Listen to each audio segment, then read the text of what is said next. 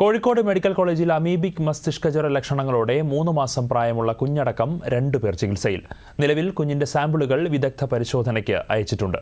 Kozhikode medical college community medicine professor doctor T S. അനീഷിന്റെ പ്രതികരണത്തിലേക്ക് പോവുകയാണ്. ഡോക്ടർ, ഈ അമീബിക് മസ്തിഷ്കജ്വരം വ്യാപകമാവുകയാണ്, പലയിടങ്ങളിലും റിപ്പോർട്ട് ചെയ്യപ്പെടുന്നുണ്ട്. എന്തൊക്കെയാണ് മുൻകരുതലുകൾ സ്വീകരിക്കേണ്ടത്?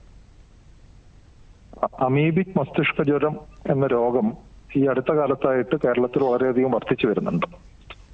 രോഗലക്ഷണങ്ങൾ പനി, തലവേദന, ജന്നി തുടങ്ങിയവയാണ്. ഏതൊരാൾക്ക് വേണമെങ്കിലും രോഗം ഉണ്ടാകാം. പക്ഷേ രോഗത്തിനുള്ള പ്രധാനപ്പെട്ട കാരണമായിട്ട് കരുതപ്പെടുന്നത് അമീബയുടെ സാന്നിധ്യമുള്ള വെള്ളം നമ്മുടെ മൂക്ക് വഴി തലച്ചോറിലേക്ക് എത്തുന്നത് വഴിയായിട്ടാണ്.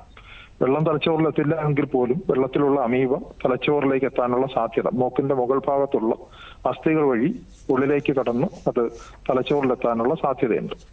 അതുകൊണ്ട് തന്നെ മലിനമായിട്ടുള്ള ജലം അല്ലെങ്കിൽ മലിനമാകാൻ സാധ്യതയുള്ള വെള്ളം ഒരു കാരണവശാലും മനുഷ്യരുടെ മൂക്കിനുള്ളിലേക്ക് കടക്കുന്നത് തടയണം. അത് തീർച്ചയായിട്ടും വെള്ളം ഒരു കാരണവശാലും മൂക്കിനുള്ളിലേക്ക് ഇറ്റിക്കരുത്. പ്രത്യേകിച്ചും രോഗങ്ങളുള്ളവർ മൂക്കിൽ ഉപ്പുവെള്ളമോ മറ്റോ ഇറ്റിക്കേണ്ട ആൾക്കാർ തിളപ്പിച്ചാറിയ വെള്ളം തന്നെ അതിനുവേണ്ടി ഉപയോഗിക്കണം. പൊതുവായിട്ടുള്ള സ്ഥലങ്ങളിൽ കുളിക്കാൻ ഇറങ്ങുമ്പോൾ, പ്രത്യേകിച്ചും പുഴകളോ അല്ലെങ്കിൽ അഴുക്ക് ഉള്ള സ്ഥലങ്ങളൊക്കെ കുളിക്കാൻ ഇറങ്ങിക്കഴിഞ്ഞാൽ മൂക്ക് മൂടുന്ന രീതിയിൽ ക്ലിപ്പുകളോ എന്തെങ്കിലും ഉപയോഗിക്കുക. അത്തരത്തിലുള്ള കുളിക്കുന്ന സാഹചര്യം ഒഴിവാക്കുന്നതാണ് തീർച്ചയായിട്ടും നല്ലത്. സ്വിമ്മിംഗ് പൂളുകൾ കൃത്യമായിട്ട് ക്ലോറിനേറ്റ് ചെയ്ത് സംരക്ഷിക്കണം. അടുത്ത കാലത്തായിട്ട് കിണർ വെള്ളത്തിൽ നിന്ന് പോലും അമീബിക് മസ്തിഷ്കജ്വരം ഉണ്ടാകുന്നതായിട്ട് കണ്ടിട്ടുണ്ട്. അതുകൊണ്ട് തന്നെ കിണറുകൾ ക്ലോറിനേറ്റ് ചെയ്ത്, ബ്ലീച്ചിങ് പൗഡർ ഉപയോഗിച്ച് ക്ലോറിനേറ്റ് ചെയ്ത് കിണറുകൾ സംരക്ഷിക്കണം.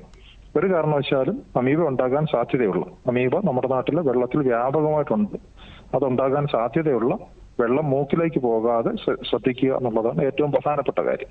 അതോടൊപ്പം തന്നെ നമ്മുടെ ജലാശയങ്ങൾ മാലിന്യ വിമുക്തമായി സംരക്ഷിക്കേണ്ടതുണ്ട്.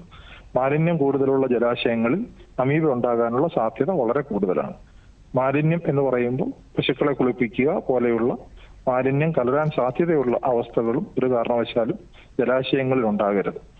ജലാശയങ്ങൾ സംരക്ഷിക്കുക എന്നുള്ളതും ഇത്തരം രോഗങ്ങളെ തടയുന്നതിന് വളരെ പ്രാധാന്യമുള്ള കാര്യമാണ്.